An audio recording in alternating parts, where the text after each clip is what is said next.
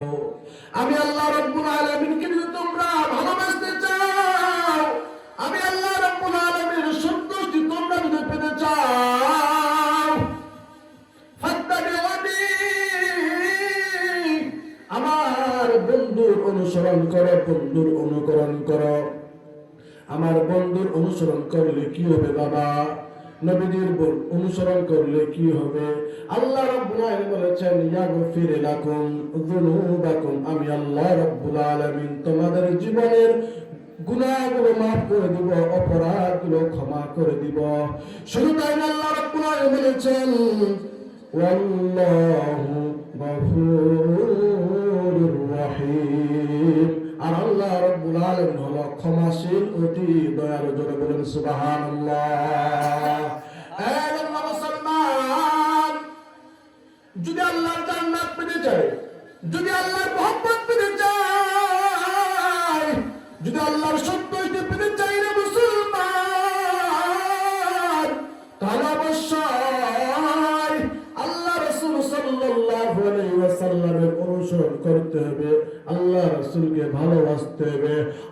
দুনিয়ার মুসলমান, সাহাবায়ে কেরাম নবীজিকে কেমন ভালোবাসত? হযরত জাবের রাদিয়াল্লাহু তাআলা আনহু নবী করিম সাল্লাল্লাহু আলাইহি ওয়াসাল্লাম জাবের রাদিয়াল্লাহু তাআলা আনহুকে বললেন, জাবের রে, 3 দিন ধরে না খাওয়া, প্রচন্ড ক্ষুধা পেয়েছে আমার। ও জাবের, ক্ষুধার যন্ত্রণায় আমি আর হাত চলাফেরা করতে পারি না। তোমার বাড়ির মধ্যে, তোমার ঘরের মধ্যে কি খাওয়ার কোন আয়োজন আছে কিনা? তোমার ঘরের মধ্যে কি আমি নবীজিকে দাওয়াত করতে পারবে কিনা? এবার জাবের রাদিয়াল্লাহু তাআলা আনহু নবীজিকে বললেন, ইয়া রাসূলুল্লাহ, ইয়া হাবিবাল্লাহ, নবী গো, ও দয়ার নবী, মায়ার নবী, আমার ঘরের মধ্যে তেমন কোনো কিছু নাই, তবে আমার ঘরের মধ্যে একটা বকরি আছে আর সামান্য পরিমাণ কিছু আটা আছে। ইয়া রাসূলুল্লাহ, ইয়া হাবিবাল্লাহ, আপনি এবং আরো 2-4 জন আপনার সাহাবীকে যদি নিয়ে আপনি যান, তাহলে আমি ওই ছাগলটিকে, ওই বকরিটিকে জবাই করব, আর ওই আটা দিয়ে আমার বিবিকে আমি রুটি বানার নির্দেশ দেব। এবার নবী করিম সাল্লাল্লাহু আলাইহি ওয়াসাল্লাম জাবের রাদিয়াল্লাহু তাআলা দাওয়াত গ্রহণ করলেন, জাবের দাওয়াত দিলেন। এক পর্যায়ে নবী করিম সাল্লাল্লাহু আলাইহি ওয়াসাল্লামের দাওয়াত পাওয়ার পরে জাবেরের 2 জন ছেলে সন্তান ছিল। যখন জাবের রাদিয়াল্লাহু তাআলা বকরিকে জবাই করে দিলেন, ছেলে সন্তান 2 জন বাইরে খেলাধুলা করতেছিল। দুজনে যখন ঘরের মধ্যে আসলো, আসার পরে দেখতেছে বকরি আমাদের জবাই হয়ে গিয়েছে। এবার ছোট ভাই বড় ভাইকে বলতেছে, ভাই রে, বকরি কিভাবে জবাই করে আমি তো জানি না, ছাগল কিভাবে জবাই করে আমি তো কোনোদিন দেখি নাই। এবার বড় ভাই ছোট ভাইকে বলতেছে, তুমি কি দেখতে চাও? বলতেছে, জি ভাই, আমি দেখতে চাই। এবার আমার কাছে তুমি আমার সাথে আসো। আসার পরে বড় ভাই ছোট ভাইকে ছুরি দিয়ে জবাই করে দিল, শুয়াইয়া জবাই করে সে দুনিয়া থেকে শাহাদাত বরণ করে দুনিয়া থেকে বিদায় নিল। এই দৃশ্য দেখার পর সে ভয় পেয়ে গেল। আহারে, আমি আমার ভাইকে ছাগল বকরি কিভাবে জবাই করে এটা দেখাতে গিয়ে প্র্যাকটিক্যালি আমি তাকে বাস্তব আমি তাকে জবাই করে ফেললাম।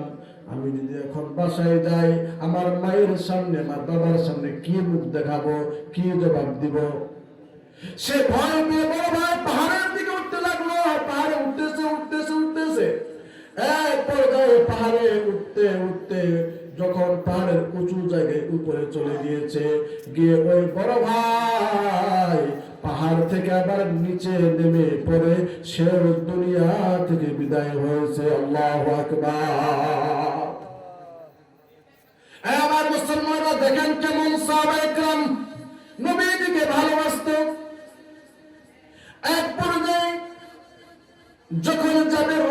রাদিয়াল্লাহু তাআলা আনহু এবং তার স্ত্রীর খবর পাইল আমার দুই সন্তান এই অবস্থা। দুজনকে ঘরের মধ্যে নিয়ে আসা হলো। নিয়ে আসার পরে দুজনকে ঘরের এক কোণার মধ্যে নিয়া উপরে সাদা কাপড় ঢাকা দিয়া দুজনকে এক পাশে রেখে দিল, যেহেতু নবীজি মেহমান। আর মুসলমান, নবী করিম সাল্লাল্লাহু আলাইহি ওয়াসাল্লামকে আল্লাহ রাব্বুল আলামিন জিবরাইলের মাধ্যমে জানাইয়া দিলেন বন্ধু, ওই যে জাবের রাদিয়াল্লাহু তাআলা আনহুর দুই সন্তানকে ছাড়া কিন্তু আপনি খাবার খাবেন না। কে জানিয়ে দিলেন? আল্লাহ রাব্বুল আলামিন জিবরাইলের মাধ্যমে জানিয়ে দিলেন, জিবরাইল যা আমার বন্ধুকে বলো জাবেরের দুই সন্তান ছাড়া যেন আমার বন্ধু যেন খাবার না খায়। আয়া মুসলমানেরা, নবী করিম সাল্লাল্লাহু আলাইহি ওয়াসাল্লাম সাহাবায়ে কেরামকে নিয়ে জাবের রাদিয়াল্লাহু তাআলা আনহুর বাড়ির মধ্যে চলে আসলেন, ঘরের মধ্যে চলে আসলেন। আসার পরে নবীজিকে খাবার জন্য বসাইছেন। এবার বলতেছে, ইয়া রাসূলুল্লাহ, ইয়া হাবিবাল্লাহ, নবী গো, আপনি আপনার খাবার খাওয়া শুরু করেন।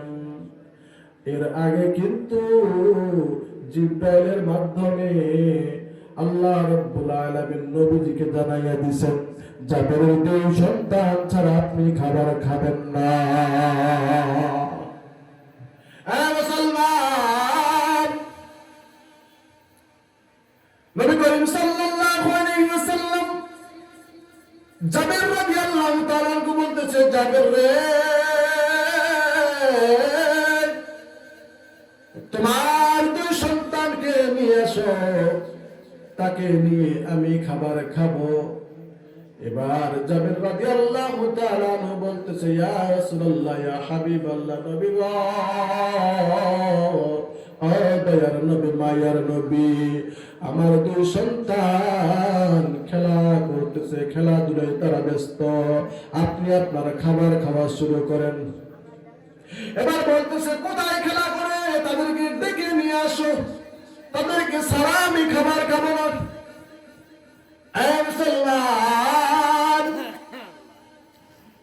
এবার নবী করিম সাল্লাল্লাহু আলাইহি ওয়াসাল্লাম যখন বললেন, তোমার সন্তানদেরকে নিয়ে আসো, সে নিয়ে আসতেছে না।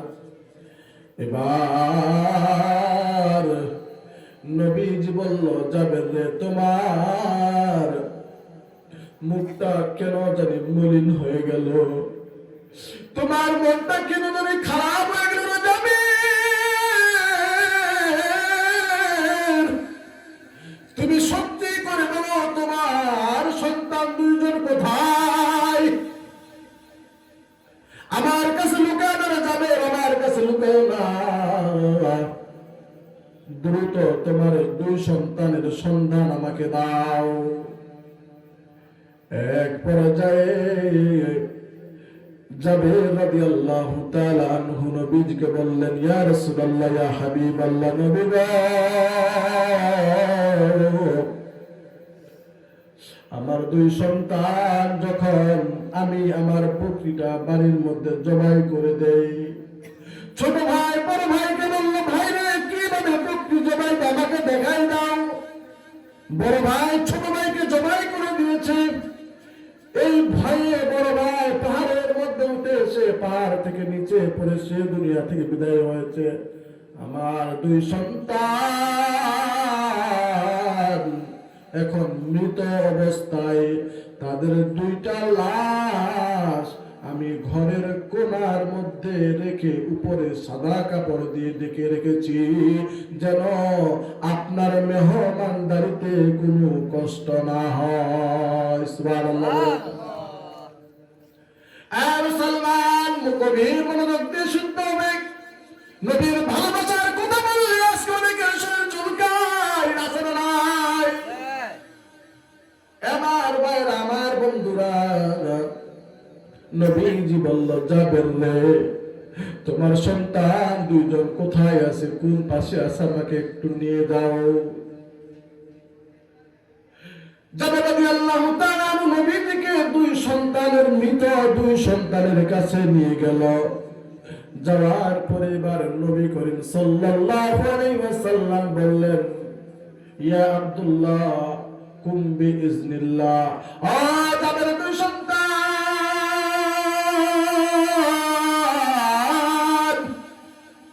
আমি নবীজি বললাম, আল্লাহ রাব্বুল আলামিনের হুকুমে তোমরা জীবিত হয়ে যাও।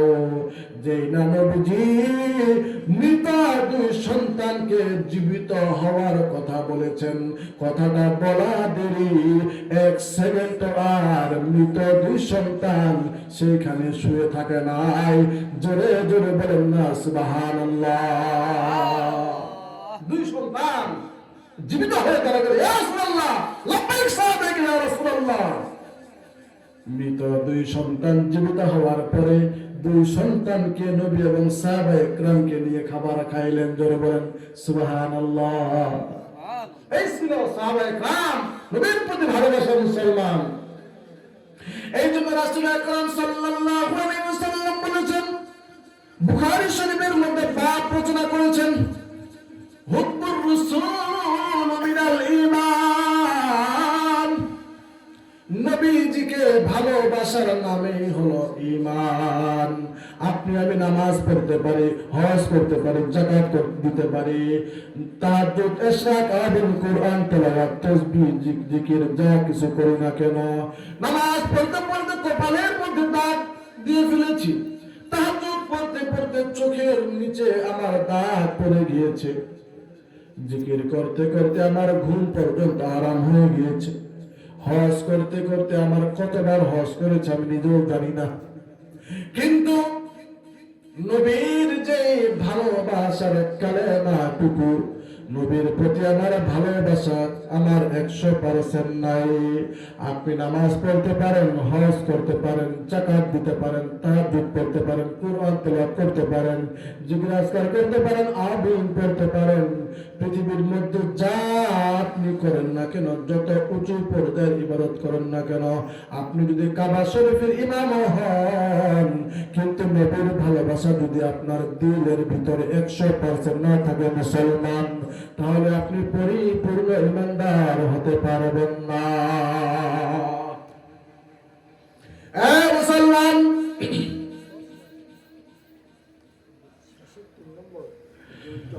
গভীর মনোযোগ দিয়ে শুনতে হবে। বুখারী শরীফের মধ্যে হাদিস আসছে, আল্লাহ রাসূল সাল্লাল্লাহু আলাইহি ওয়াসাল্লাম হাদিস শরীফের মধ্যে বলেছেন, লা ইউমিনু আহাদুকুম হাত্তা আকুনা আহাব্বা ইলাইহি মিন ওয়ালিদিহি ওয়া ওয়ালাদিহি ওয়ান নাসি আজমাইন। মুত্তাফাকুন আলাইহি।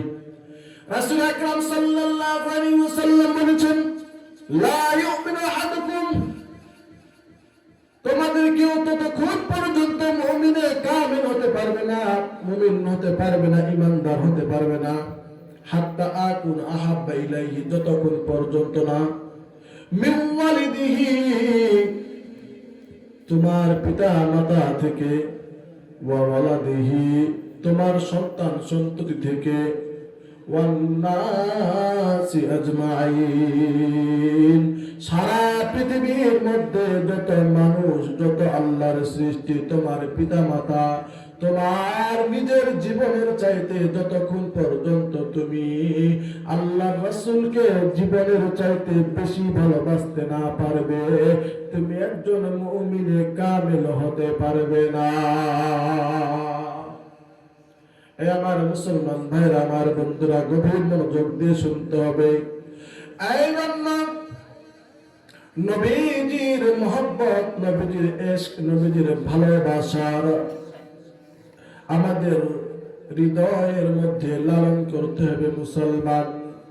নবী করিম সাল্লাল্লাহু আলাইহি ওয়াসাল্লাম মসজিদে নববীর মধ্যে সাহাবায়ে কেরামকে নিয়ে আলোচনা ফরমাইতেছেন, কথা বলতেছেন, বয়ান করতেছেন মুসলমান। এমত অবস্থায় নবীজি বললেন, আমার সাহাবীরা আল্লাহ রাব্বুল আলামিনের কাছে জান্নাতের জন্য দোয়া করবে না, জান্নাতের আল্লাহর কাছে চাইবে না। সকলের মনটা খারাপ হয়ে গেল, মনটা বেজার হয়ে গেল। এক সাহাবী আদবের সাথে, নম্রতার সাথে দাঁড়িয়ে কান্না করতে করতে দাঁড়িয়ে গেলেন, বললেন, ইয়া রাসূলুল্লাহ, ইয়া হাবিবাল্লাহ, নবী গো, ও দয়ার নবী, মায়ের নবী আমার, বেয়াদবি মাফ করবেন ইয়া রাসূলুল্লাহ, ইয়া হাবিবাল্লাহ, একটা বিষয় আমার জানার ছিল গো রাসূল। নবী বলল, সাহাবীরে, কি বিষয় তুমি জানতে চাও? এবার সাহাবী বললেন, ইয়া রাসূলুল্লাহ, ইয়া হাবিবাল্লাহ, জান্নাত পাওয়ার জন্য আমি আমার ঘর ছেড়েছি, আমি আমার বাবা মা ছেড়েছি, আমার স্ত্রী ছেড়েছি, বিবি বাল বাচ্চা ছেড়েছি, এলাকা ছেড়েছি, জন্মভূমি ছেড়েছি, একমাত্র আপনার ভালোবাসার মালাটুকু গলার মধ্যে পরিধান করে আপনার কাছে এসে আমি পড়ে আছি। একটাই উদ্দেশ্য, একটাই চাওয়া, যেন আমি জান্নাত পাই। ইয়া রাসূলুল্লাহ, ইয়া হাবিবাল্লাহ, নবী গো, এখন আপনি বললেন সাহাবী, আরে তোমরা আল্লাহর কাছে জান্নাতের জন্য দোয়া করবে না, কারণটা কি? বুঝতে পারলাম না। নবীজি মুস্কি মুস্কি হাসি দিয়ে বলতেছেন, সাহাবী, আমি যা জানি তোমরা কিন্তু তা জানো না। সাহাবীরা, টেনশনের কোনো কারণ নাই, পেরেশানির কোনো কারণ নাই, হতাশার কোনো কারণ নাই রে সাহাবীরা। শোনো শোনো, আমি নবীজি কিয়ামতের ময়দানে আল্লাহ রাব্বুল আলামিনের কাঠগড়ায় যখন হিসাব নিকাশ শুরু হয়ে যাবে, হিসাব নিকাশ হওয়ার পরে আমি নবীজিকে আল্লাহ রাব্বুল আলামিন জান্নাতুল ফিরদাউসের উঁচু মাকাম আমাকে দান করবেন। অর্থাৎ আমি নবীজি জান্নাতুল ফিরদাউসের মধ্যে থাকবো, আর তোমরা আমার সাহাবীরা শুধু জান্নাতের মধ্যে থাকবে। এটা কোনো সময় হতে পারে না। বরং তোমরা আল্লাহর কাছে জান্নাতের জন্য দোয়া করবে না, দোয়া করবে, আল্লাহ আমাদেরকে জান্নাতুল ফিরদাউস দান করেন। জোরে জোরে বলা যাবে কি সুবহানাল্লাহ। এই মুসলমান, আটটা জান্নাত, আটটা জান্নাতের মধ্যে সবচেয়ে ছোট জান্নাতের নাম হলো জান্নাত। আটটা জান্নাতের নাম কি? এক না। সবচেয়ে ছোট জান্নাতের নাম হলো জান্নাত, আর সবচেয়ে বড় জান্নাতের নাম হলো জান্নাতুল ফিরদাউস। হে সাহাবীরা, আমি থাকবো জান্নাতুল ফিরদাউসে, সর্বোচ্চ জান্নাতের স্থানে, আর তোমরা থাকবা শুধু জান্নাতে।